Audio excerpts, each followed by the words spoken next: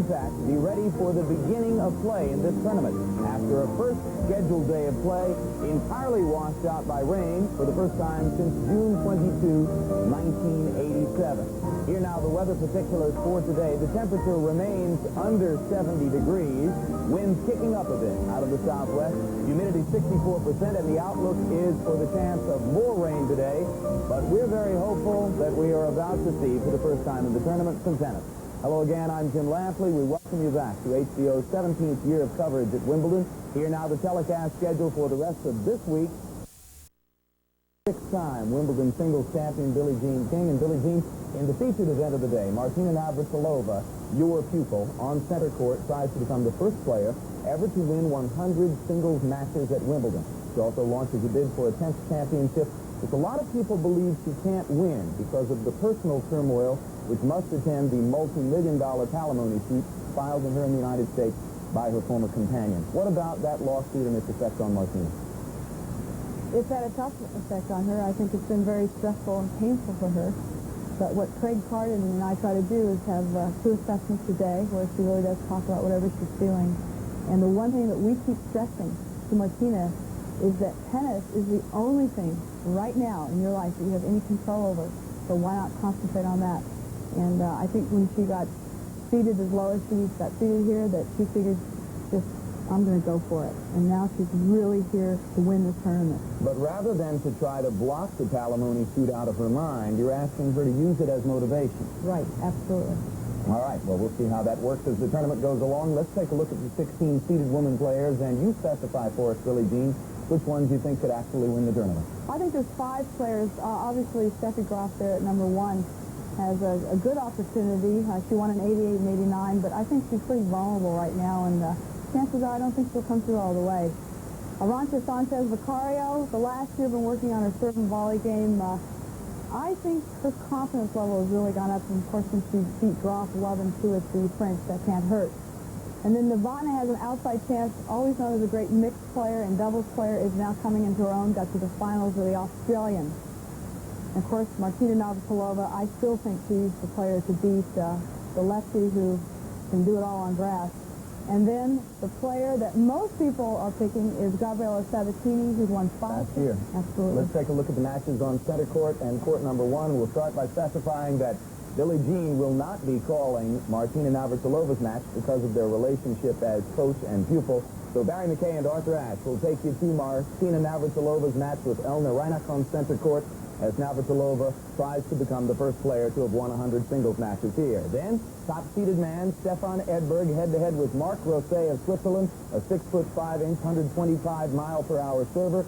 Edberg begins his journey through an incredibly treacherous quarter of the draw. Also in that quarter of the draw, incidentally, is 38-year-old Jimmy Connors, now ranked 221st in the world and maybe playing in his last Wimbledon, his opponent Veli Palahamo of Finland. Over on court number 1 today, Steffi Graf will take the court first. You heard Billie Jean mention her championship in 1988 and 1989. Round 1 opponent is Sabine Applemans. And then Pat Cash, healthiest he's been since 1987 when he won the title on court against American Jeff Tarango. That's on court number 1. And following that, last year's stunning surprise semifinalist, the now 19-year-old Yugoslav gunslinger Goran Ivanisevic. His first round opponent is Andrew Castle of Great Britain. So those are the matches that Billie Jean and I will focus on.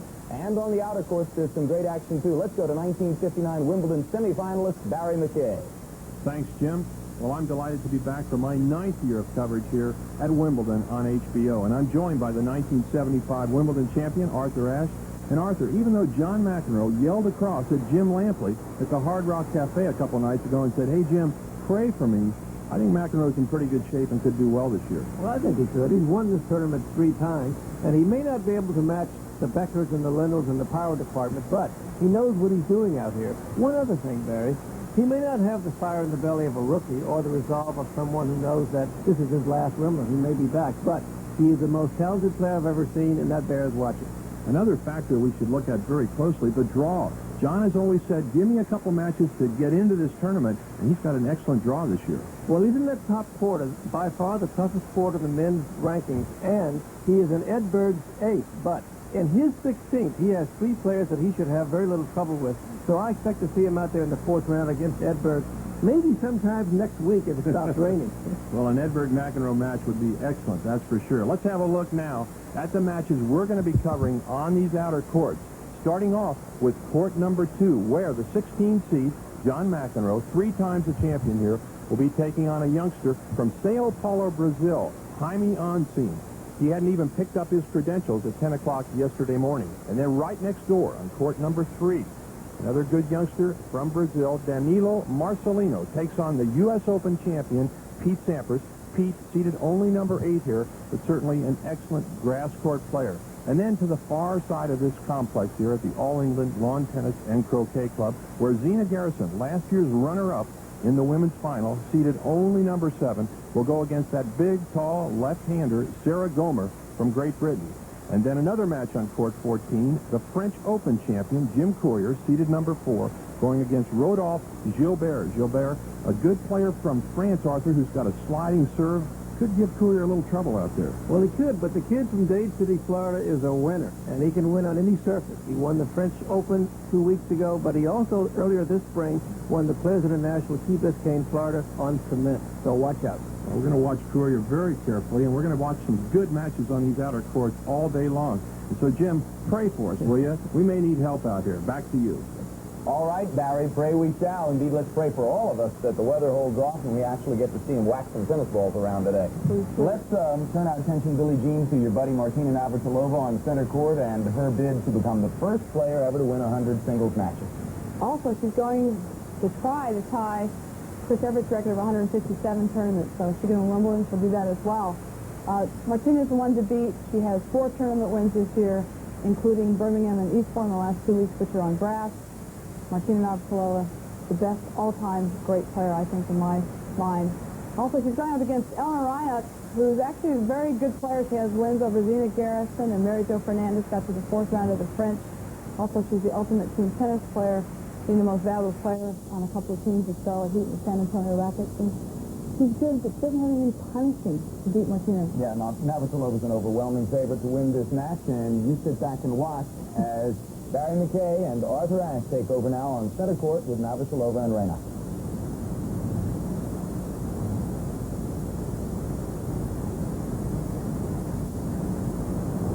Two-4.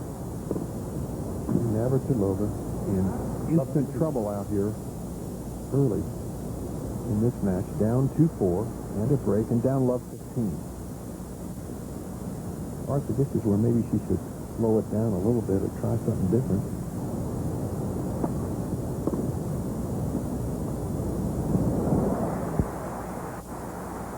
Seems as if she wants perfect conditions on a day at Wimbledon where it has been raining for a day and a half, and she knows that's not going to happen.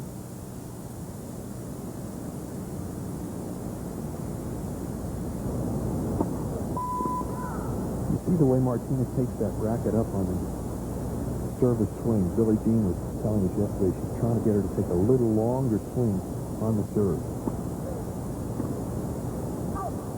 Just wide. The second time this match, Martina has served and stayed back. It's not a bad thing to mix it up every once in a while. Less predictable. She's been missing the first serve by about 5 feet.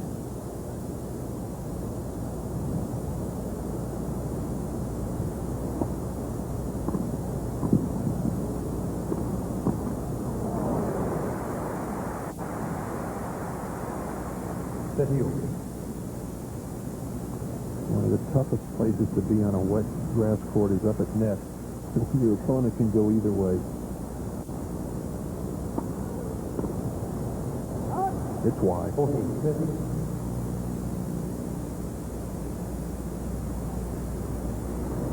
It's always intriguing, Arthur, to see the center court on the first few days of the tournament and then have a look at it the last few days.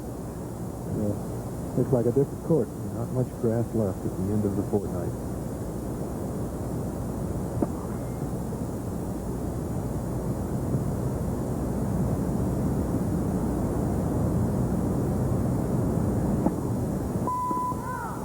Double fault. Really struggling to get into any kind of rhythm at this point in the first set.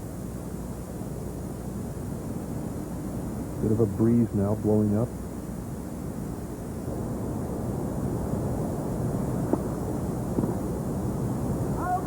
Well, she's got it in her head that the court is too wet, and she doesn't want to play under these conditions, and looks like she's just going to sulk for a while.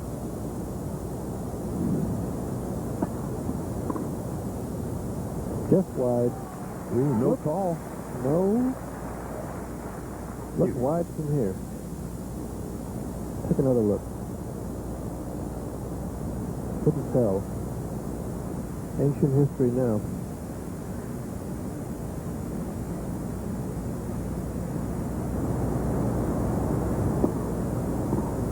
Advantage with Navratilova. Now that's the place to serve to Reinach. Right at her. I jammed her. In close, and so Martina now with a chance to hold serve.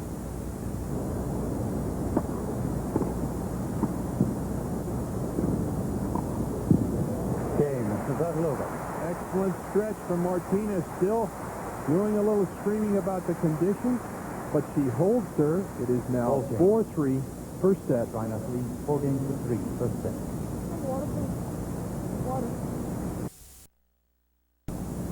3 points away from a first set, but she had some opportunities in that last game. Oh, way off the mark. 30-11.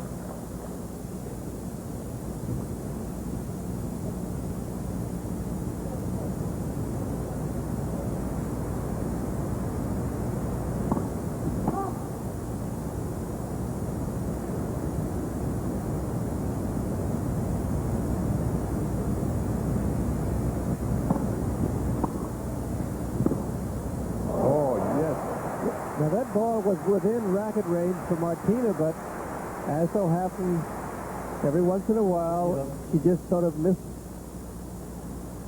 it. It slipped over just above the tape. Triple set point. And it goes wide. Elna Reinach on center court has just won the first set from the defending champion, Martina Navratilova. And she leads by a set, and a very unhappy defending champion now down a set out here.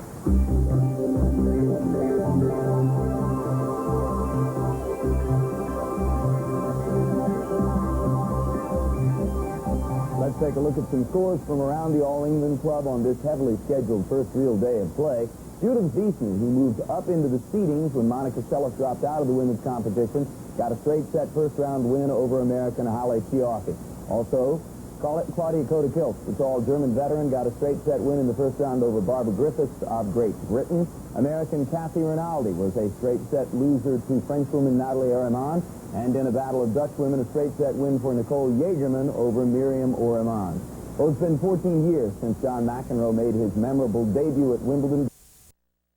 Steffi Graf, serving in the first set and leading 5-2 against Sabine Applemans. Graf has played Applemans only once before and beat her in that one previous meeting.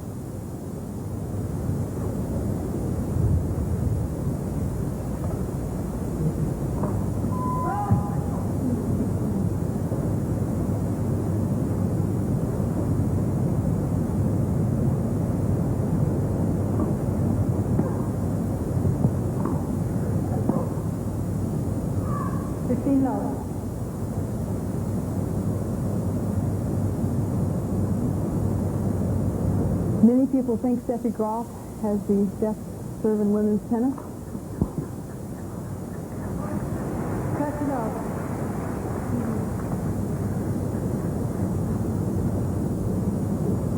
It's such a high toss.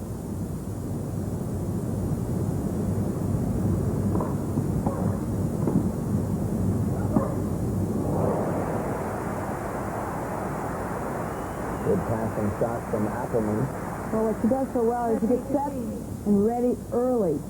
Whew, good racket face. Good acceleration.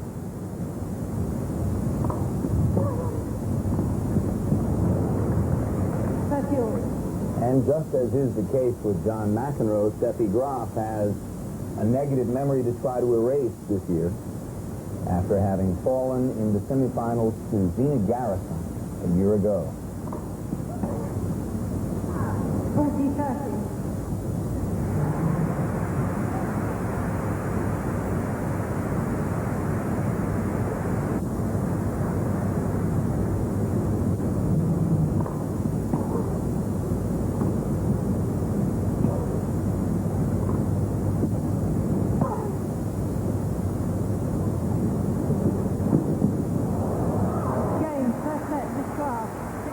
Just as John McEnroe has rolled to an easy first set edge over Jaime Ancins of Brazil, so too Steffi Graf with the 6-2 first set over her opponent, Applemans, and we go back to center court to rejoin Barry and Arthur and pick up where Mary Jo Fernandez, the number 5 seed here in the ladies division. You see Mary Jo taking on Petra Kamstra on court 13. This is Mary Jo Fernandez serving at 30 love. She won the first set. It is 5-4. Solid serve. And Mary Jo, one of the talented players in the ladies' game, Arthur. She's one of my favorites at Miami, where it's been part of the winter. She's improved greatly her footwork, upper body strength. This is court 13 on the far side. This great complex out here. Mary Jo throws the ball up, waits for a little wind, and will start again. Triple match point for the number 5 seed. Boy, tough conditions.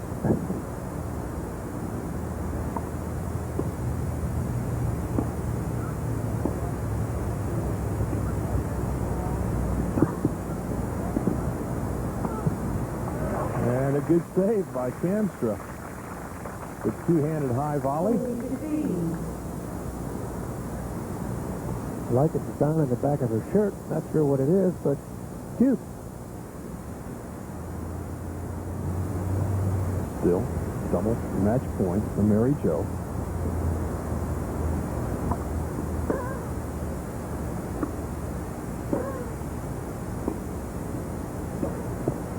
And that will go long. And there it is, game, set, and match for Mary Jo Fernandez in straight sets, 6-2 and 6-4. And so Mary Jo moves ahead. Let's have a look now at the draw of Mary Jo Fernandez. She will be playing against Keller in the second round. And so Mary Jo, the number 5 seed, moves ahead. There is a look, as you see Pam Shriver is close by. Now let's head back to center court, where Martina Navratilova. Fabulous record, Arthur. Not a bad percentage. 19 appearances, and of course we saw a great event in 1978 when she won her first Wimbledon. She has won 9 total, trying for her 10th. And so Martina now moves over, trying to close out this match.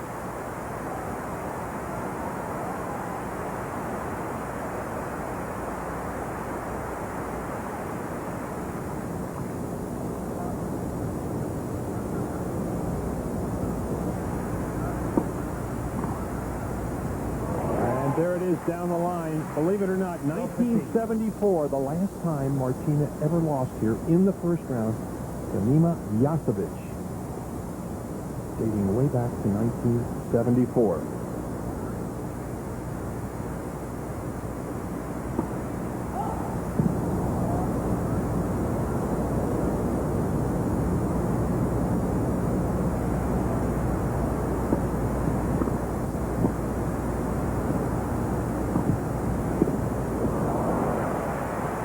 Finally, Reinach is on the scoreboard after being up 30 love.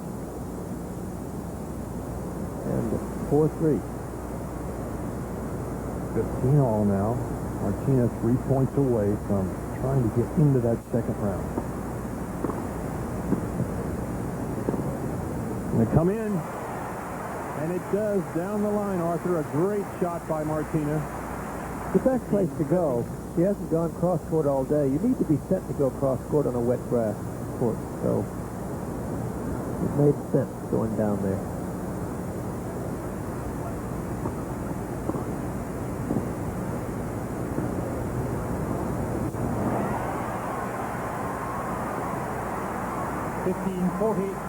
Barry, what a difference.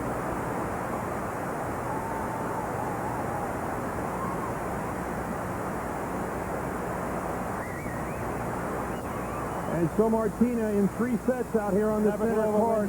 Let's have a look now at who she will be playing.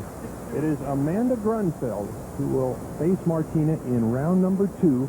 And so Martina, with a very, very tough win in the first round, moves into the second round.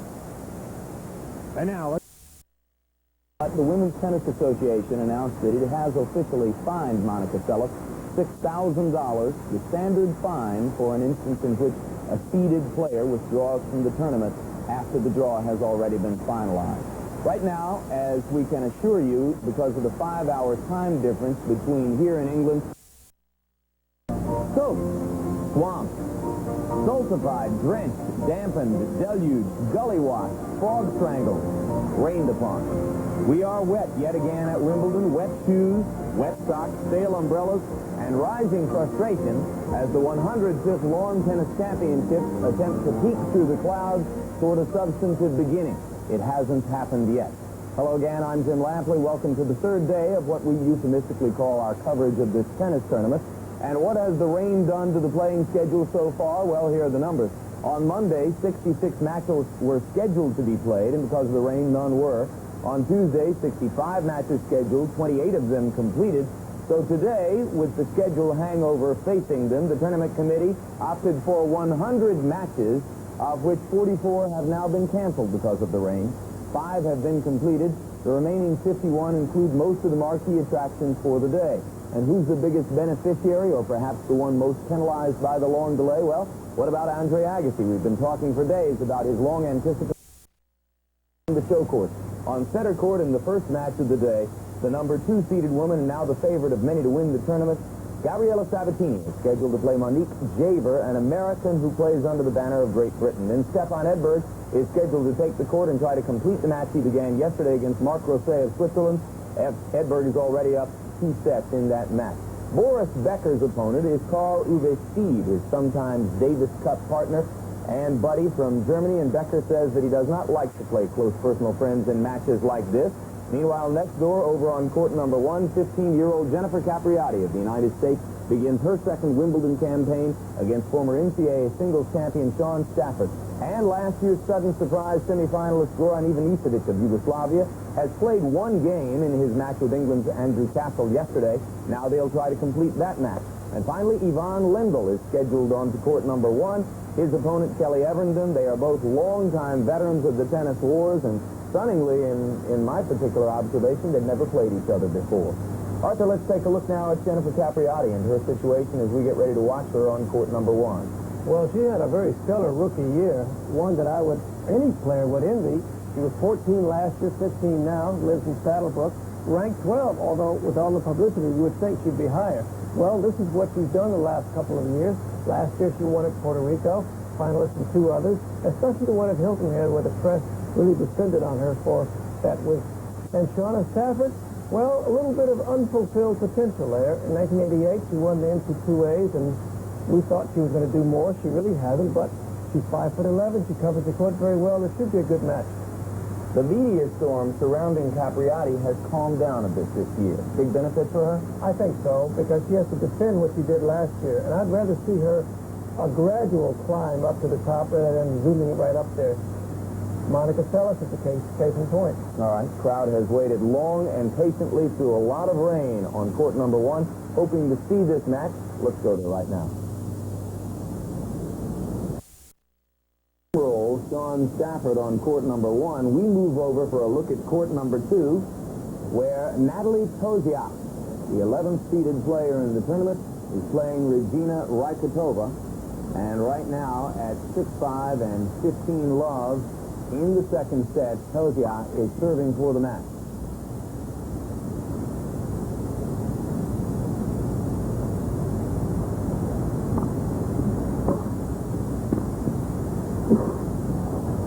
Well, now, non-starter with that half volley. Tauziat has improved a lot over the past year. He was, I guess, a couple of years ago in a tie with Pascal Paradis, her countrywoman, and now pulled ahead significantly. He deserves to be seated number 11. But then again, keep in mind, much as you may want to argue about it, the Wimbledon committee has decided for both men and women to seed right off the computer ranking.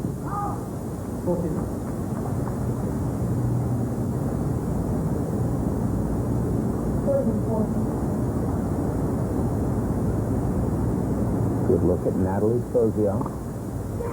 He takes advantage of the first match point and squelches Rajchrtova to move forward in the draw. So the 11th seeded woman is safely through the first round, and in the next round, Nathalie Tauziat will play Akiko Shigenusa of Japan. And we take you back now to Jennifer Capriati on court number 1.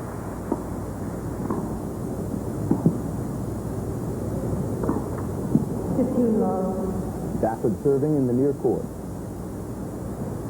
Trying to get off the side.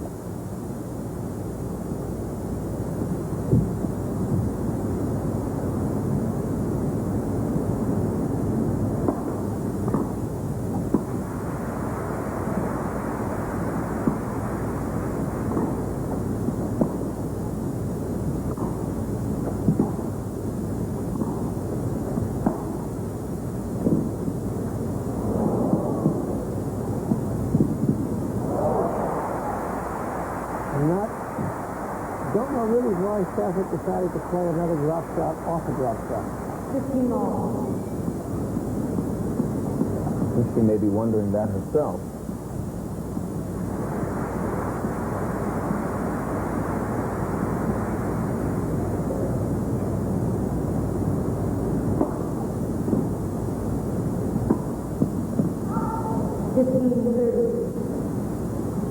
One of the problems with players who play with two hands in the backhand, that was an ideal setup for a chip or an underspin approach shot. She decided to go over and didn't make a very good case of it.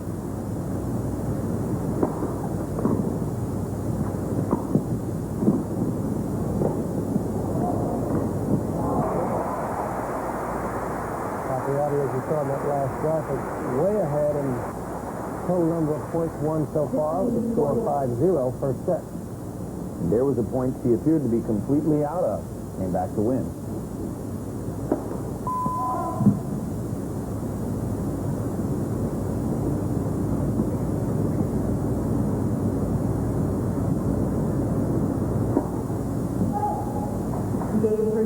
Double fault, and Jennifer Capriati wraps up the first set 6-love. I understand that wild-looking double fault. Stafford at that point thinks, well, I got nothing to lose. Let me just go for it. Get the set over with, start off. To take a look at Natalia Zvereva of the Soviet Union serving against Cristina Tessi.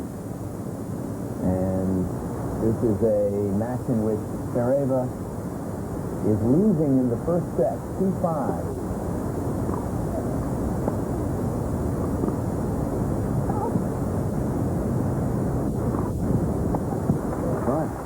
Cristina Tessi of Italy was, or Argentina, I should say, was the #1 ranked junior in the world in 1988. Well, what a big wind-up that was.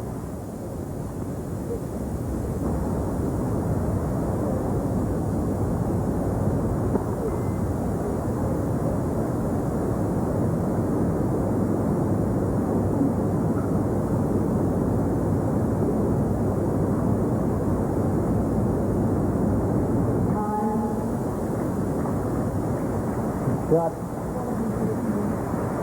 a fancy drop shot off the backhand side for Zvereva. Got away with it.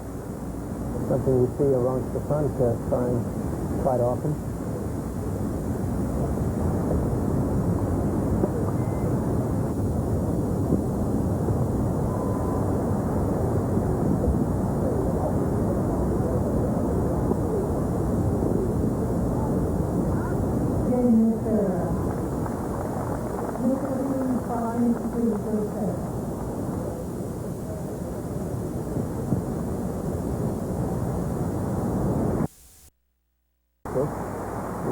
Michael Clinford's coach.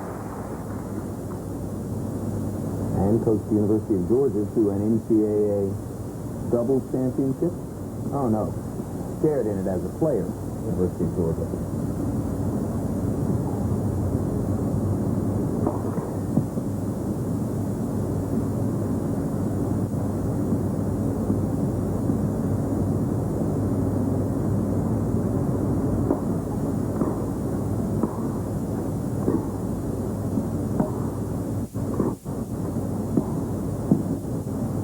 Well, she tried to hit it with a little underspin and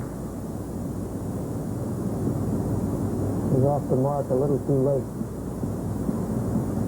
The right idea, though.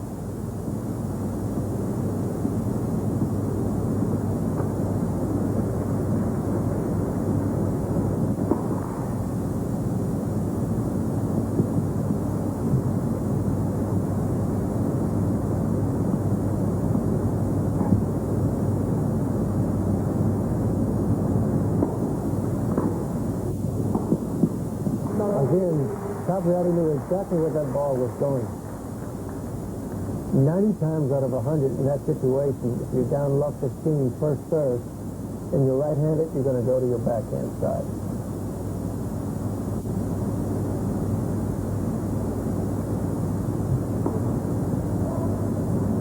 You've just got to change that toss. You're going to move it over to the right and then learn to put it there consistently. And I don't mean that just for Graf. I mean just in general, because she really could have a better serve than she has now.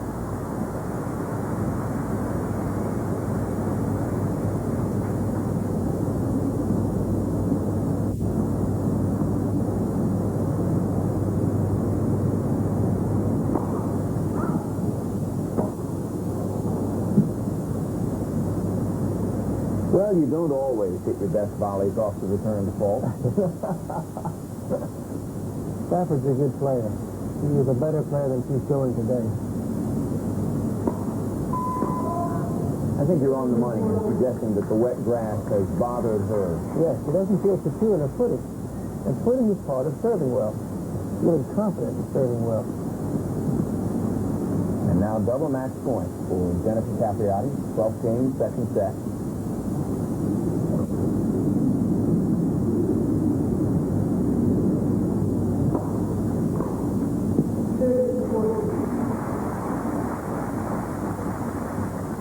This is where Jimmy Connors would serve and volley.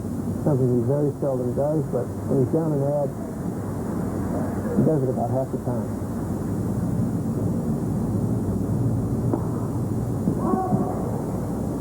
Ooh. It was wide. It looked wide from here. Come on, Shaun. Go back serve. Don't double fault. Listen, the rhythm, her natural rhythm.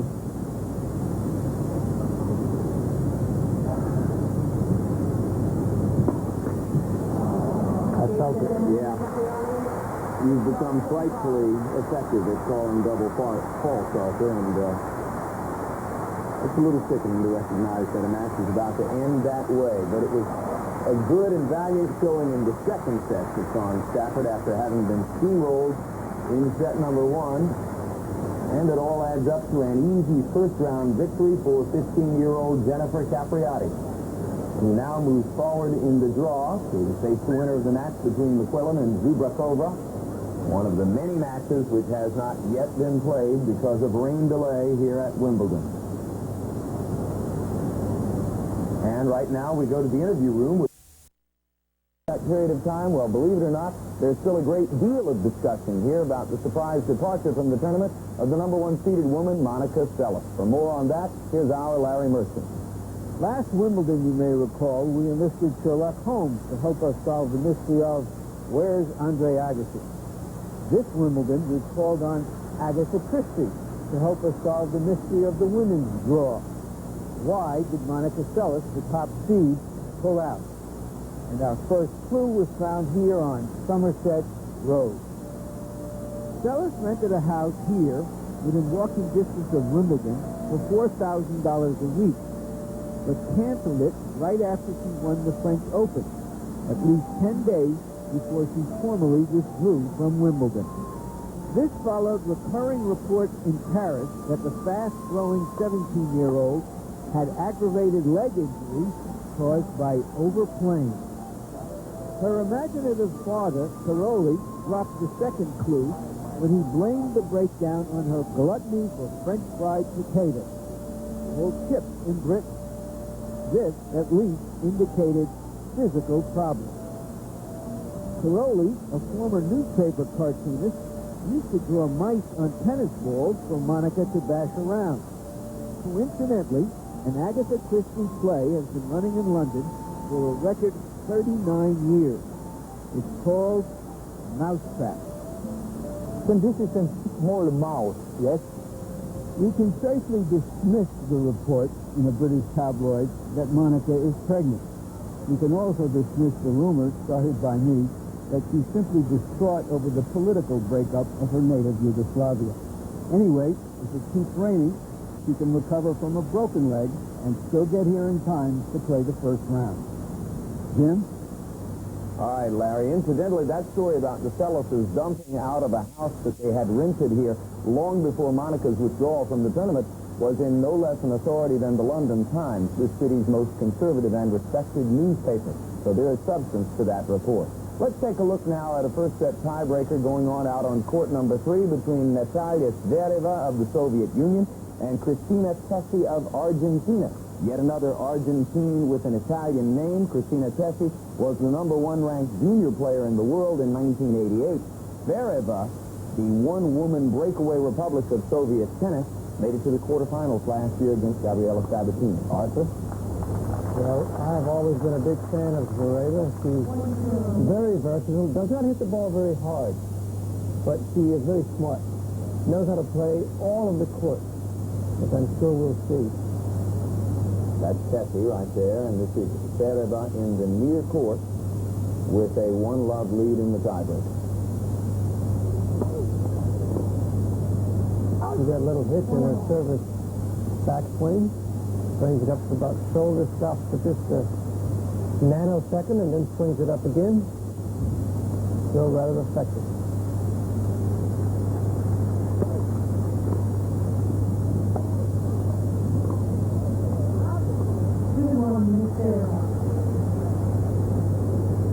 She really did have her battles with the Soviet Federation. Well, and she had a quarterfinal battle with Sabatini here last year, which was a ground stroke duel in which she appeared for a while to be in command in the third set, and then sort of gave it away, allowing Gabriela to go on into the semis. She does say just like that. She hit that backhand return serve and sort of snuck in. I tried to sneak in, to no avail that time, but was passed on the line. Tessi's backhand side.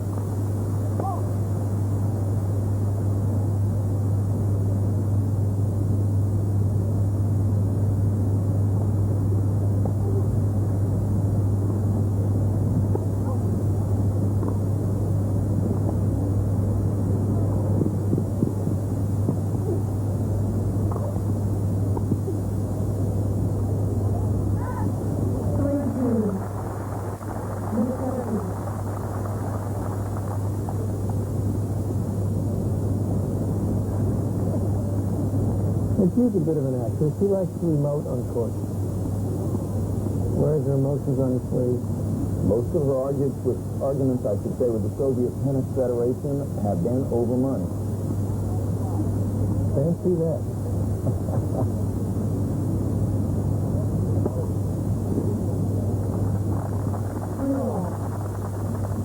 Now they'll change sides at 3-all.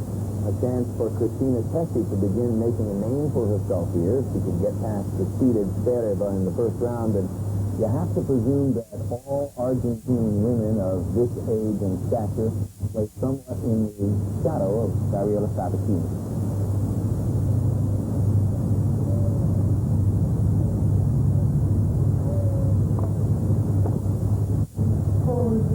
That shadow's getting bigger, longer.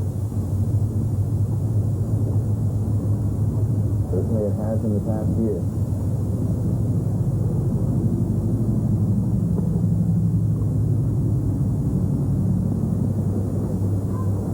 I don't know if Zvereva can ever be #1. But she will always be a contender. Always dangerous.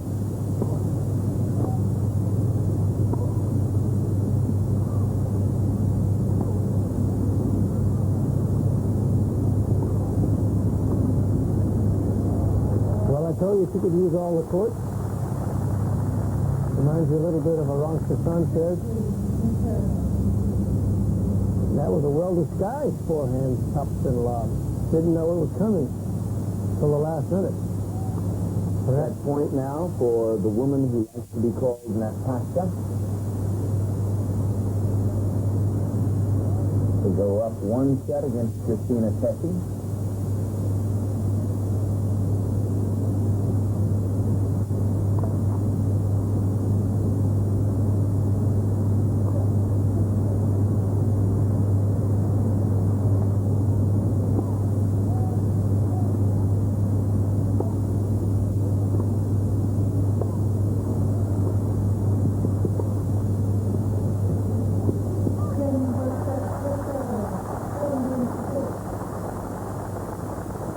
So Natalia Zvereva puts away the first set against Cristina Tessi of Argentina, and she moves toward a possible victory that would take her on into the second round, as her seeding said she ought to be able to do.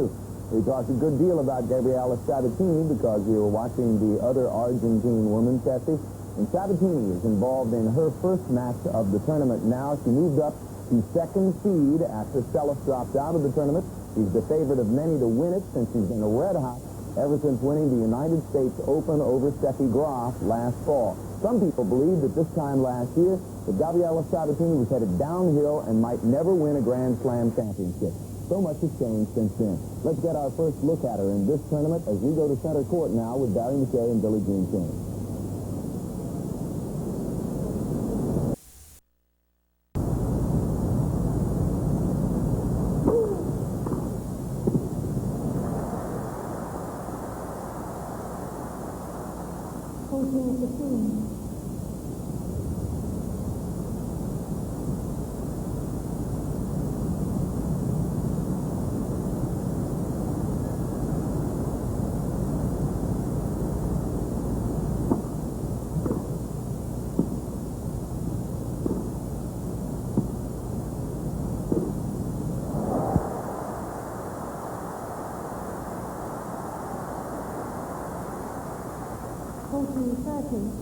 Now, this is the point that Javer has to win. She's loose and she's down. Now it's just a little bit higher, and this is where you look for the players. How well do they do? Still, set point, but a big opportunity for Javer.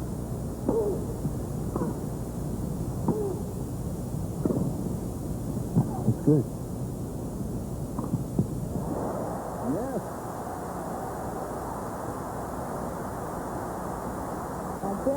Making Sabatini do all the running. He set that nice mid-court shot up. Now, let's see what happens if Deuce is even. Another opportunity. This is what makes the difference right here.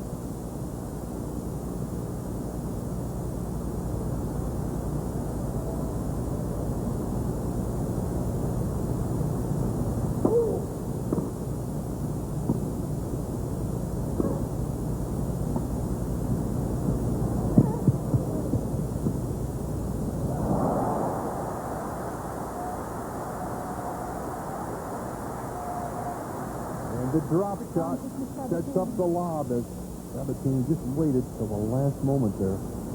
Knew she had Javer trouble. Lifted a nice touch lob. And so Gabriela Sabatini once again at set point.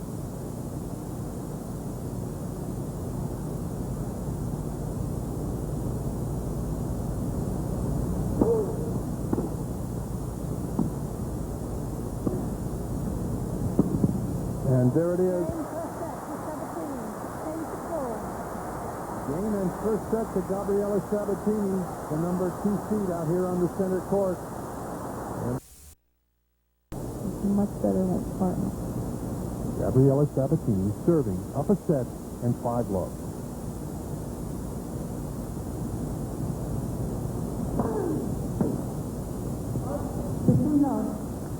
Javer missing with the forehand, and now Sabatini 3 points away from victory.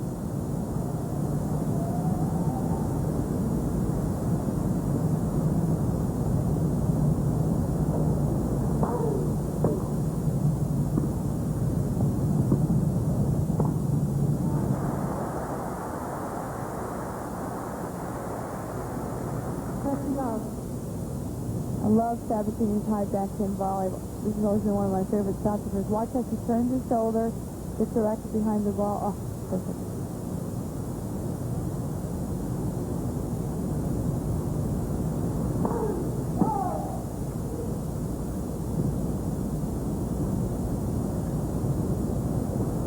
Now, 30 love, 2 points from a berth in the second round. Sabatini with a rare double fault, Billy.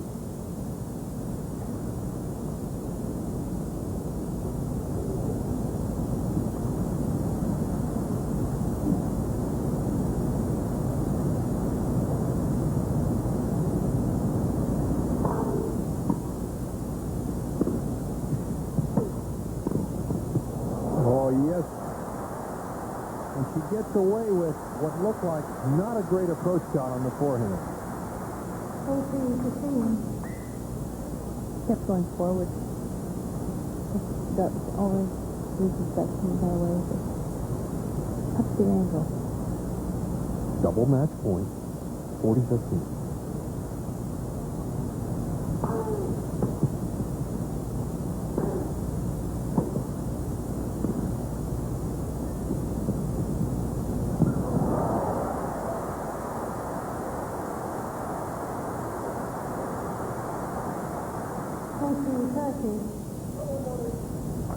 Monique saves one, and this crowd yells out, "Come on, Monique." They'd like to see her play some more out here. They were yelling earlier during the first set.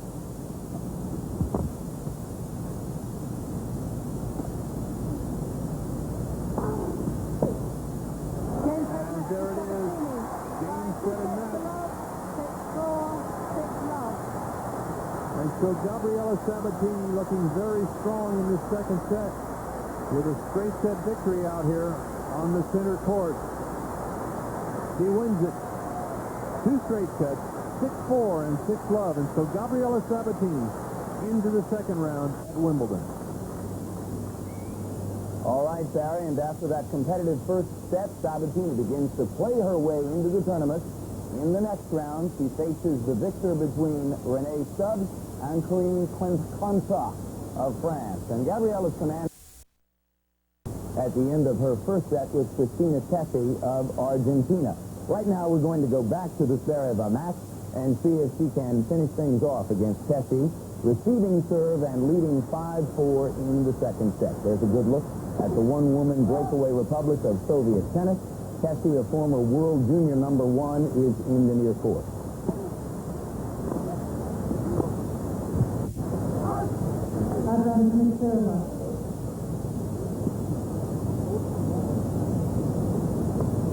Natalia Zvereva made it to the quarterfinals a year ago before losing to Gabriela Sabatini.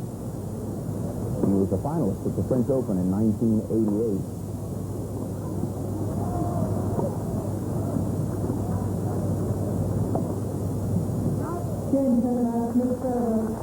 And with that victory in the first round over Argentina's Cristina Tessi, Zvereva now moves forward where she will face Linda Harvey-Wild of the United States in the second round. There was an interesting situation in a match suspended by rain yesterday.